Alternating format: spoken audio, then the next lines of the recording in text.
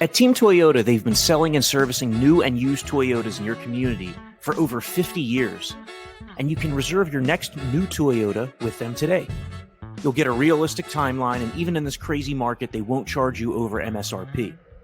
Or don't wait at all. With over 75 certified Toyotas, including a bunch of RAV4 and Highlanders, you can drive one home today. And you can always trust them to maintain your current vehicle. Their service and collision centers are high-tech, comfortable, and will save you time and money. Team Toyota can help you go anywhere you want, but they'll always be your hometown team. Just visit teamtoyota.net and choose from 3 locations in Langhorne, Glen Mills, or Princeton.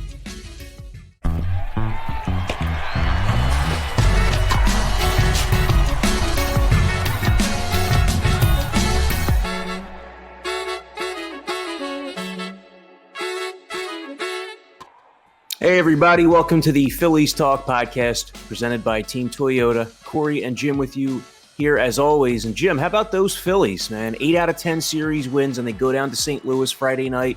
They open a big, important 4-game series with a 2-0 win, more dominance from Zach Wheeler.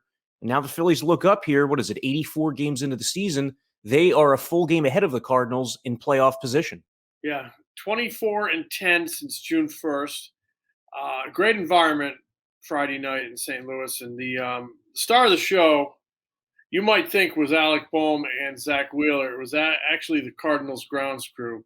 Let me tell you, Corey, the storm that rolled through here about 20 minutes before scheduled first pitch was hellacious, and it caused the game to be delayed, the start of the game to be delayed about 56 minutes.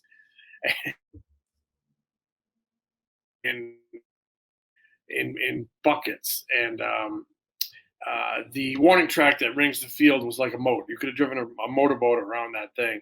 And then it stopped, and they got that field ready to play like that.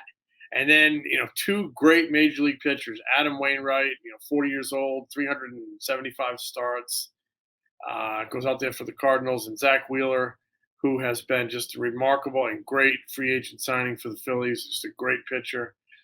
They take the mound and they hook up in another pitcher's duel. And Wheeler, once again, for the second time in 5 days, shuts out the Cardinals for 7 innings. Bullpen does a good job, and they get a couple big hits from Alec Bohm, a couple home runs, and this really important midseason series gets off on a good start for the Phillies.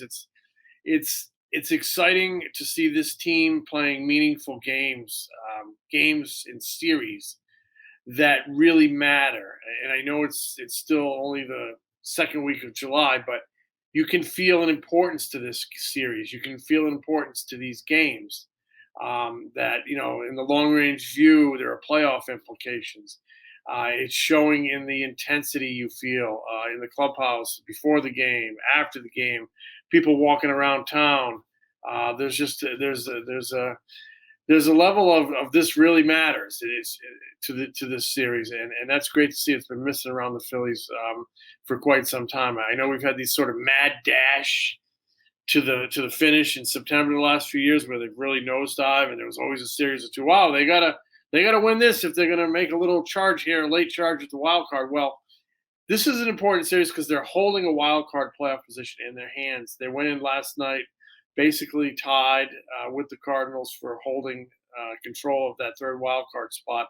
And they went out there and they, like you said, they moved a full game against the Cardinals in this race on a night when they didn't get a lot of offense, but they got what it took. They got a couple really big performances, Zach Wheeler and Alec Bohm and Sir Anthony Dominguez and Brad Hand as well. So a really good way to start off a very, very big July series for this team. Alec Bohm, that was a game that we don't see from him too often. This is a guy who entered last night with 15 career big league home runs and a little over 900 plate appearances. He goes deep twice off of Adam Wainwright, and this is just something that the Phillies have been trying to unlock in him for a while, is this power. It would make him a different player. It would make the lineup a different lineup, and especially without Bryce Harper out, they need as many productive offensive pieces as they can get. And Bohm, over his last 11 games, he swung it pretty well, 16 for 43, hitting .372 with 6 extra base hits over that span.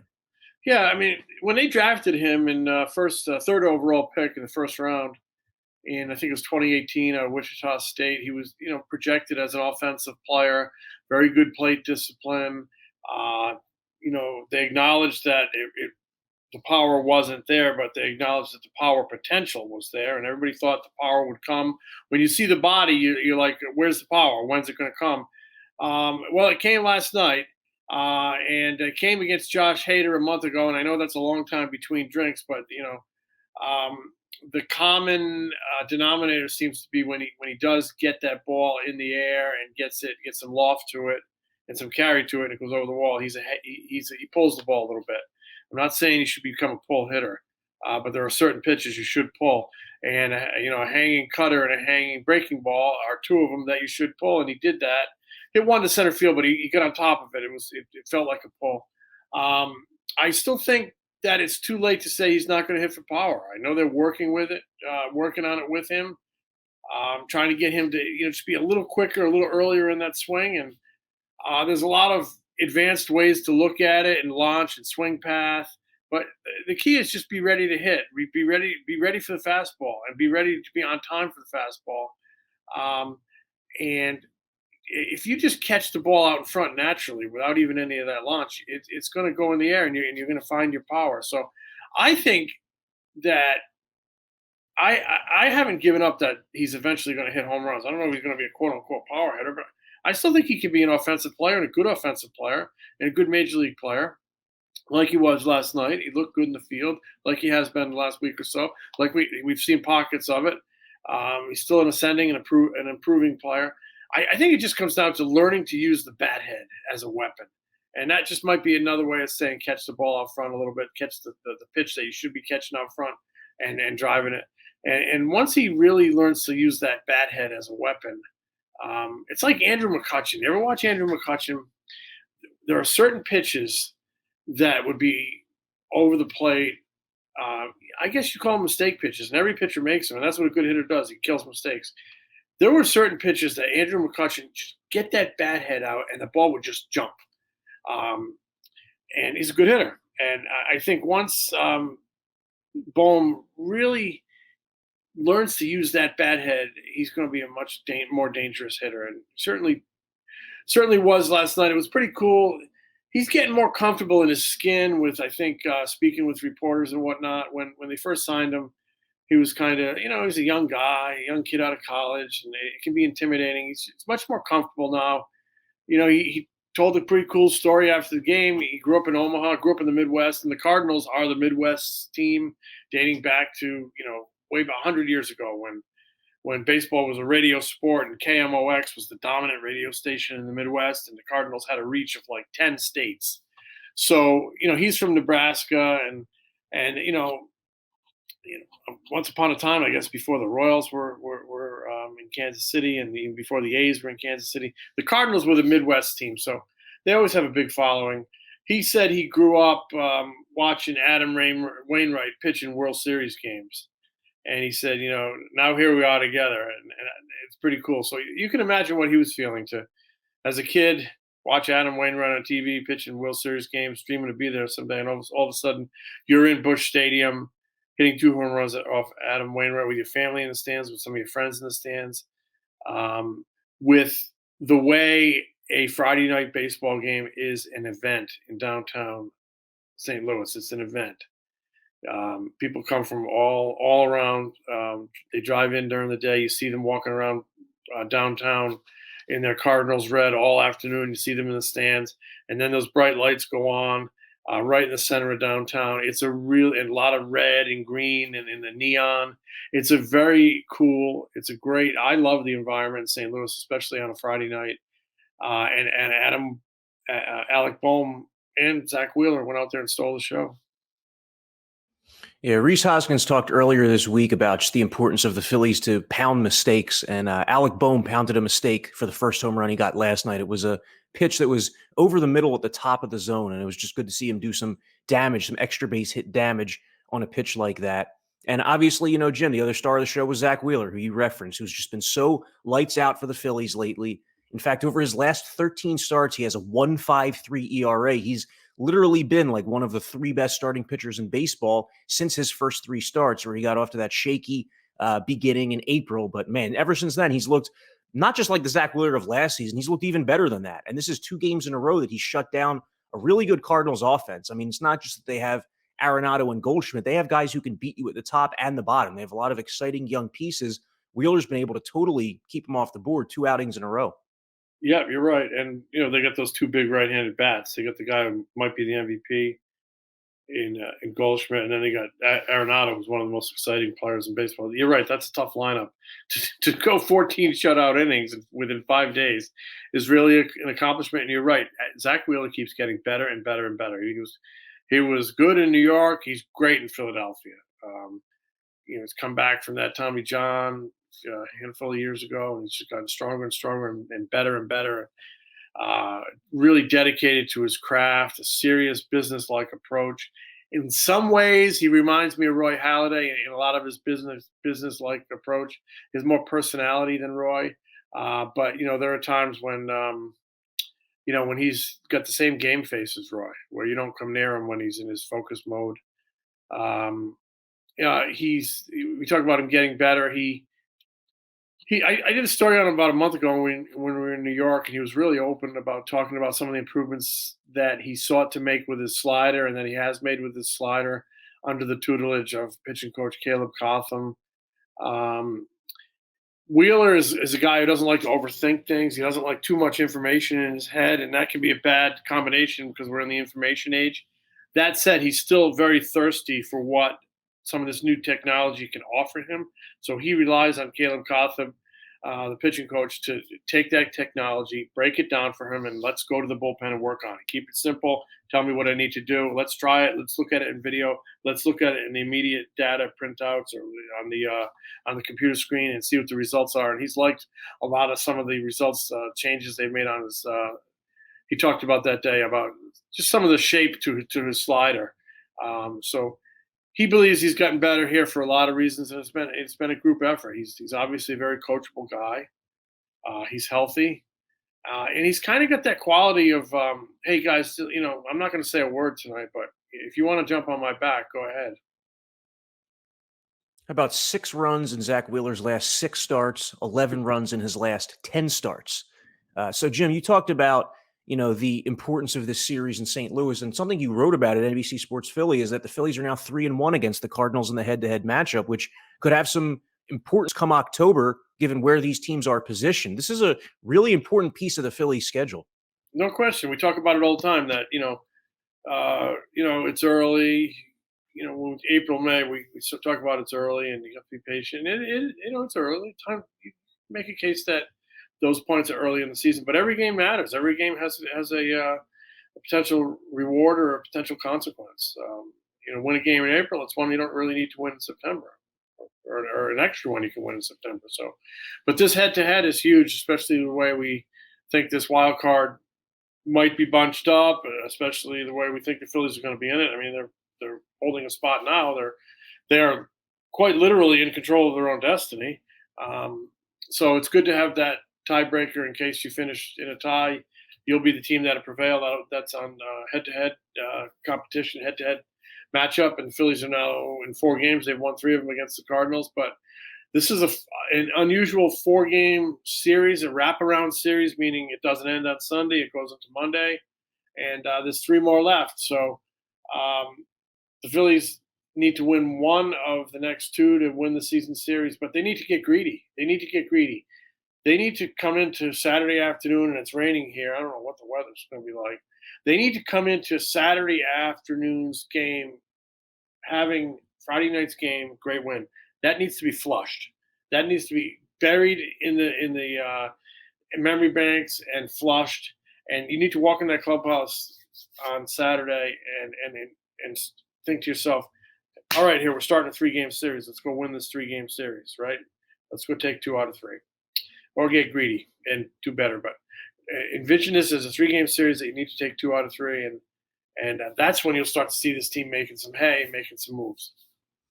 So Kyle Gibson gets the start for the Phillies on Saturday. His rotation spot was flipped with Zach Wheeler, who pitched Friday, and that lines Wheeler up to pitch Wednesday in the second and final game the Phillies play in Toronto, where there's a lot of lot of balls in the air in terms of who's going to be available, who's not for the Phillies because of Toronto's vaccination policy.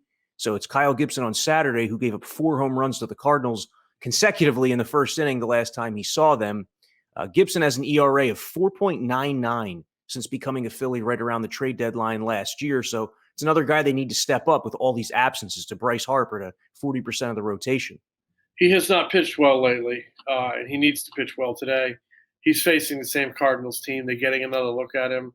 I mean, that can always be difficult on a pitcher. That's why what Zach Wheeler did on Friday night was so impressive. He's pitching this game with 2 extra days rest. We'll see if that helps him. He said there was some things he wanted to work on in the bullpen. They moved Wheeler ahead of him. If I were running the team, I would love to have Wheeler be the guy on the mound starting off this series, and indeed he was. The way Gibson had been pitching, a couple extra days rest seemingly would not hurt him, but clearly there is a Toronto implication here that we'll learn more about here in the coming days. Wheeler is good to go in Toronto. He lines up to pitch on Wednesday, and Gibson now does not line up to pitch in Toronto. His turn will not come up in Toronto. So there's definitely more than meets the eye here, and we'll learn about it in the maybe the coming hours or the coming days.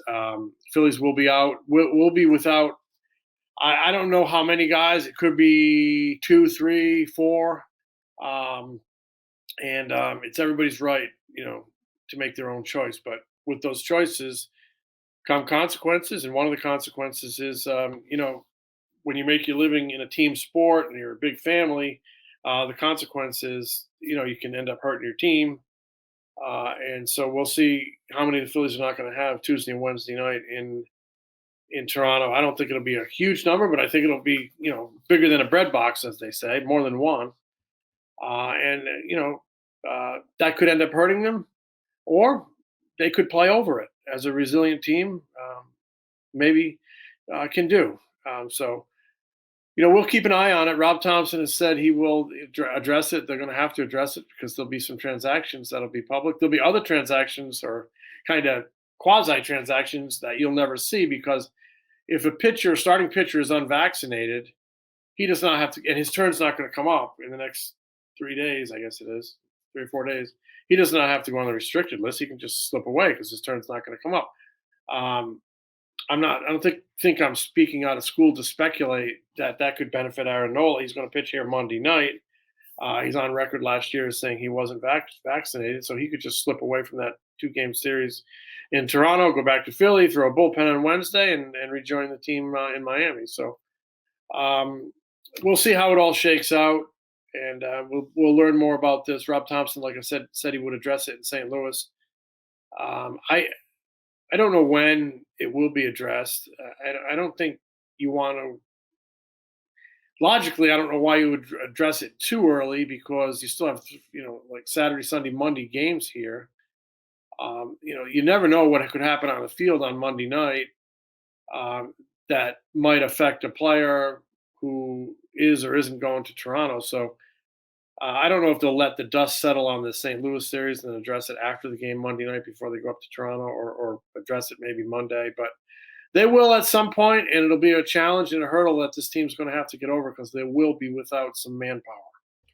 So there's 8 games left for the Phillies ahead of the All-Star break. 3 more here in St. Louis, 2 in Toronto, and 3 at Miami against the Marlins to finish up the first half.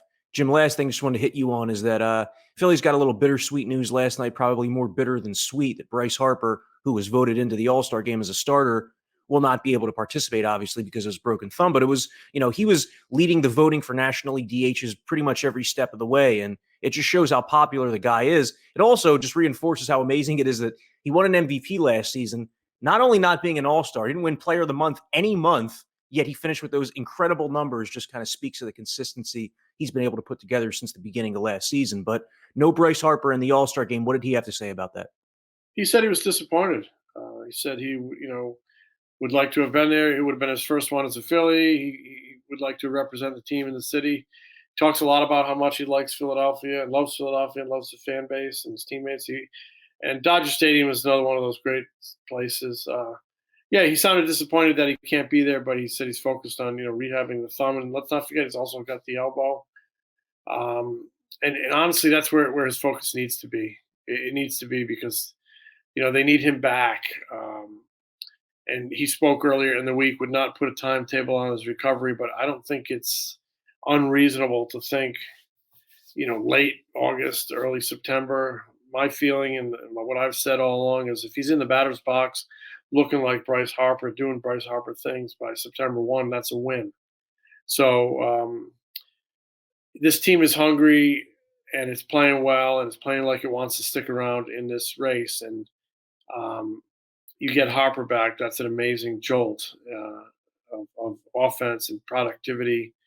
And also, I would think an emotional jolt to get a guy like that back, because he's going to step on the field at Citizens Bank Park. If you're in a pennant race, that place is going to go nuts. That place is going to be electric. And let's not forget, they're down two guys, Gene Segura. So you could make a case they're down their best two pure hitters in Harper and Segura. Segura had shattered a broken index finger on the right hand. He's feeling better. He had surgery by the same guy in Philadelphia, Dr. B. Big, long last name, so they just call him Dr. B. And he's out of Rothman. So, you get – and Segura thinks he's way ahead of schedule. He was taking ground balls the other day. He's going to see the doctor on the 11th. He might start gripping a bat. He thinks he can be back way before his 10 to 12-week estimate sometime in August as well. So you get those two guys back, those two bats, two good players, two great players, two almost like big trade deadline acquisitions. Couple that with the moves I would bet that Dave Dombrowski is going to make. I just, having watched this guy from afar for way too long, I can't imagine he's not going to address some of the shortcomings this team has, maybe in the bullpen. Rotations, become a concern with two guys down. Center field is a concern. Dave Dombrowski will do something. And then you get Segura and Harper.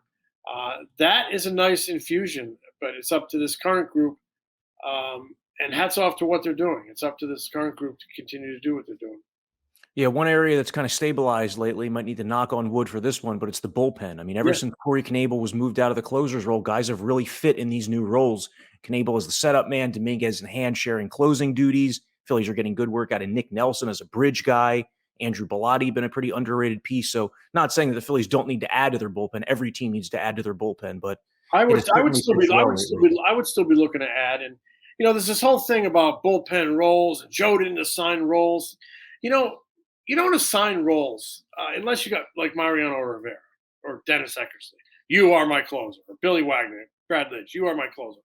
Roles develop and guys fit into roles. And they do that by having success, by getting outs, by performing well. And when they don't, the manager has to start moving stuff around to try to get somebody in that particular inning that can get them outs. So we can say Corey Knebel was moved out of the closer's role. Corey Knebel pitched himself out of the closer's role. And then out of necessity, they started using Dominguez and Hand in that 8th and 9th inning, depending on matchups. And, they're doing the job. So now it looks like the manager put them in roles where the manager simply was trying to find somebody who could get 3 outs in those innings. Those guys got it, so they get another shot. Then they build their confidence. The manager has confidence in it, and they get another shot. So it's not just like assigning a guy a role. It's the guy has to deliver. The guy has to perform well when he's on the mound. And outs are outs. I don't care what inning. So the bullpen has done a great – Alvarado's looked great since he came back from AAA, pitching with a lot of confidence. Bellotti's a heck of a story, very slider dependent. But, again, when you execute a pitch, he to me is an example of you almost know he's going to throw a slider when he needs a strike. But if he executes it down and away, it's a tough pitch to hit, and he gets the job done. So, excuse me. Last night, Rob Thompson, he has not come out and dubbed Sorrento, "You are my closer." It's Brad Hand and Seranthony Dominguez, and they're getting the job done. And Thompson is deploying them in a matchup situation. So last night, Seranthony got the 8th because he had those big right-handed bats coming up, and Hand got the 9th, and they closed it out. Yeah, and as you mentioned, Jose Alvarado's been a pretty important part of this. Since he came back from AAA, he has been really good. He's been the good Jose Alvarado. Struck out 14 of the last 20 hitters he faced. On Sunday, he came into an important seventh inning with Juan Soto, Josh Bell, and Nelson Cruz due up. He struck them out in order. It just makes a huge difference for the Phillies bullpen when they have that guy throwing strikes at 100 miles per hour. It's going to do it for this Phillies Talk podcast. I'm going to let Jim run over to the clubhouse, just about to open over there at Busch Stadium. So thanks a lot, Jim, for taking some time this morning, and thanks to all of you out there for listening to us. This was the Phillies Talk podcast. We'll catch you early next week.